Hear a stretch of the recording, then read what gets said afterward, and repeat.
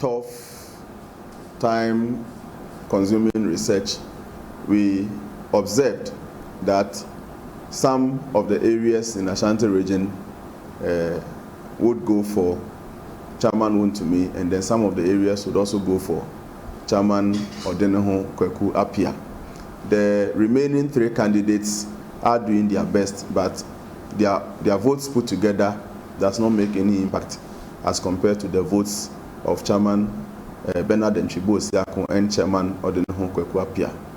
The overall average performance is that out of 540 delegates interviewed, sampling factor 62.4, elevation factor 1.6, Chairman Wontumi is likely to win the chairmanship race with an average performance of 57.8%. If he works very hard, his share of the people unspoken to would increase his votes by 9 percentage points to about 66 or 67%.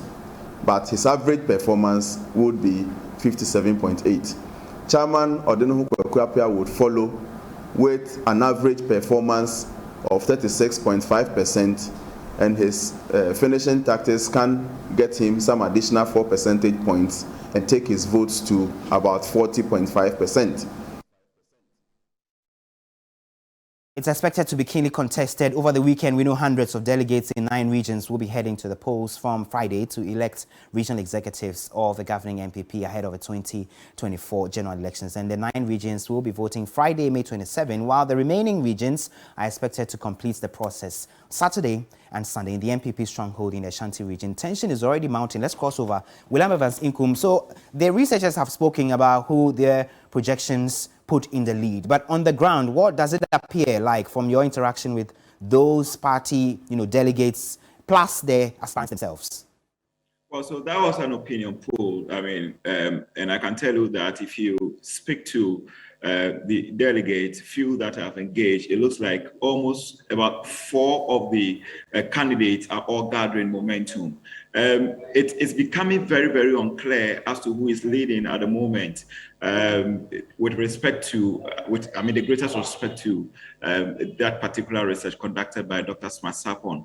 I am saying this because if you speak to the candidates, they all believe that they've gathered a lot of momentum that put them in a very, very good position for them to clinch this particular race as far as the Ashanti regional election is concerned. Yesterday, I engaged Asarbediakon in 2018, somebody who was tipped to have at least unseated the incumbent chairman, but only to withdraw from the race at the last hour. And he believes that he has done a lot of work. This time around, he's not going to step down, even though there are rumors that he's likely to step down because of a clash of interest. I am saying clash of interest because some believe that he and Osu Edumi are coming from the same camp, and one is likely to step down for the other to contest. But he has dispelled that particular rumor, saying that he is contesting the election. One particular boost, which to the camp of Coca, one will consider as a major boost, is the fact that they have always contested the RCC as a venue for the election. But this morning, the Regional Security Council, together with the election committee, of course, held a meeting which ran into last night, and they have concluded that Baba Yara Sports Stadium will hold this particular event. So it is a major boost to Coca, who have always contested, because I spoke to some people from Incumbent. They are happy about this particular development. Then another issue has to do with the album. Well, Kobna, I can tell you that the album is in, but they have identified some discrepancies, and they have also told the National Council to work on those discrepancies, which I'm told that they are working on them. So I'm sure that if nothing happens, then before the close of day today, the album should be, the final work on the album should be done, and all the candidates should have a copy of the album. Thank you very much, William Evans Incumbent. Now, you've been speaking to the one in charge of the electoral processes and the committee elections, across the regions of the NPP, Gary Nimako. Let's hear what he had to say. Constituency is still in court.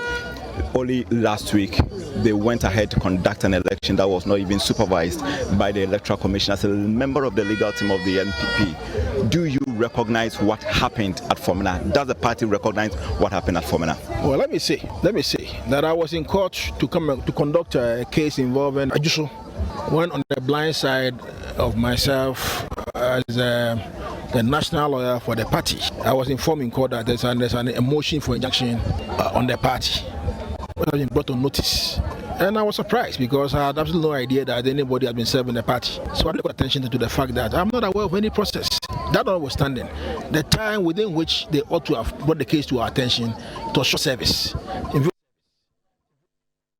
Sir Gary Niwaku sometime earlier on the election in Fomena. Now, Evans, we understand the court has taken a decision on this election. Tell us about it, quickly. Well, absolutely. So not too long ago, I met Jiman Budu, who is a member of the legal committee of the NPP. He actually came to the court, and precisely the Kumasi High Court 5, to tell Justice Patricia Kwanzaa that that particular exercise that was held at Fomena, I'm talking about a Fomena constituency election, the court doesn't recognize that particular election, as Gary corroborated in my earlier interview with him. This was on the 8th of May during Mensah North constituency election at the RCC. The court doesn't recognize that particular exercise. So what it means is that Fomena currently doesn't have executives or constituency executives who can vote during, on Saturdays, during the Saturday's event. I'm talking about the regional election. They cannot partake.